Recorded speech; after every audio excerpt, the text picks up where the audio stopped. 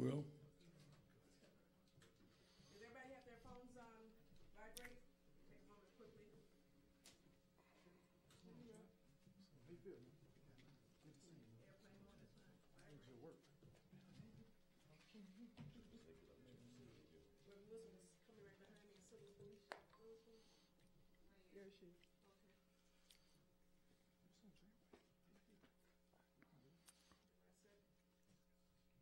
That's it.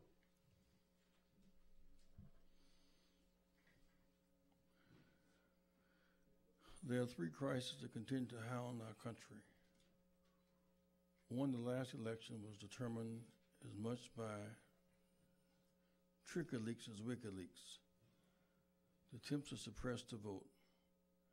We need the constitutional right to vote, not just the state's right to vote. Every vote should count. In Virginia, last election, Democrats won by 200,000. Ended up flipping a coin and losing by a flipped coin because of gerrymandering.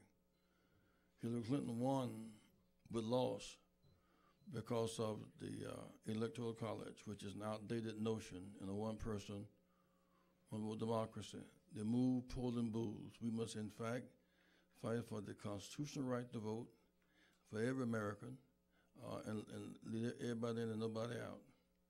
Secondly, we face an horrendous government shutdown last month. On the edge of facing another government shutdown over a wall that has no function. If a wall is the issue, El Chapo is in jail now for building a tunnel, which will come under a wall. Last week, they found 250 pounds of drugs worth $1 billion, enough to kill 57 million people, came through a truck to the port on the highway. The highway port, the seaport, and airports are the source of drugs. And so the drugs are, in fact, not just supply driven, they're demand driven. We are the most lucrative country in the world for buying drugs. Our demand for drugs is driving the drug trade. Lastly, a lot of folks know Virginia last week. In some sense, when Mr. Northam was found to have taken a picture in blackface, or said he did it first, 35 years ago, that became an issue. And then another blackface by the Attorney General. The fact is, the blackface by whites as mimicking is temporary. Our blackfaces are permanent. And our blackface is not mimic as a base of slave trade, segregation, and lynching. But a step further, while they look at the blackface minstrel shows in Virginia, white man's shame, black man's burden, the woman in Mississippi, who's now a sitting U.S. Senator, said she would sit on the front seat of a lynching party. 586 blacks were lynched, lynched in Mississippi, and she's a sitting senator. When Gillum was running against the governor of Florida, he said that, let's get that, it's in the monkey business, referring to Gillum as a monkey. The governor of Georgia, who was Secretary of State, took thousands of blacks off of the rolls and stole the election from Stacey Abrams. He is now the sitting governor in Georgia. We cannot limit our focus just to mimics and minstrels in Virginia to fight the broad issue of racial justice. We would hope that our president would set some leadership for the country, but he has been the main culprit in raining down these racial fears and division. I want to thank Nancy Pelosi and the Democrat Congress for demanding again the right to vote be protected, health care and education for all. Questions? Lieutenant Governor Fairfax resign? That will be determined in the next few days, probably legally, because as ugly as the scene is, due process remains a factor in that decision.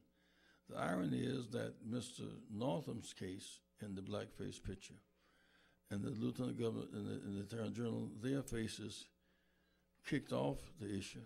He may be the first victim of the issue. We just don't know. We know that mimicking minorities, assuming that one group is superior and another is inferior, is unacceptable. We all deserve better than that. Where does this leave the voters? it's not unusual for the voters to have to make narrow choices and big decisions. I think about Lyndon Johnson. Lyndon Johnson's record as a civil rights leader was horrendous, frightening the Southern. When Ken was killed, Lyndon Johnson became on the second to Abe Lincoln in passing civil rights legislation. Matter of fact, he passed more legislation than Lincoln, 200 pieces of legislation. Sometimes you have to judge people where they're going, not just where they came from. I think that the black-faced minstrels should resign. They've lost the moral authority to lead at this day and time.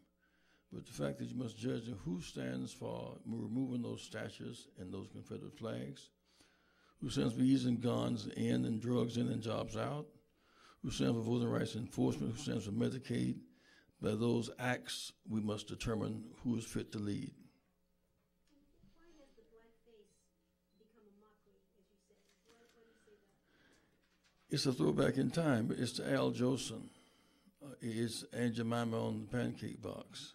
It's Uncle Ben's rice. It's a stereotype of black people as being limited and being unproductive.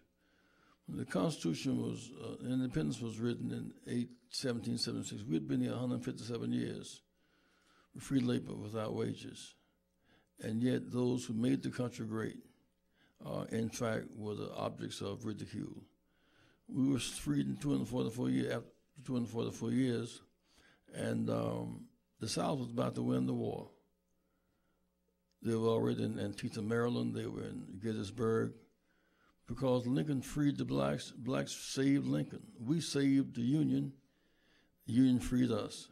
If Jefferson Davis had won, we would not have been freed and Lincoln would not have been saved. It was a mutually beneficial deal. That's why the Emancipation Proclamation is such a big deal, because it saved the Union and ended slavery. Then we were betrayed 12 years later. We fight to this day against our black faces, whether in slavery or segregation or discrimination. Any other questions? WCIU's in the house. Thank you, friends.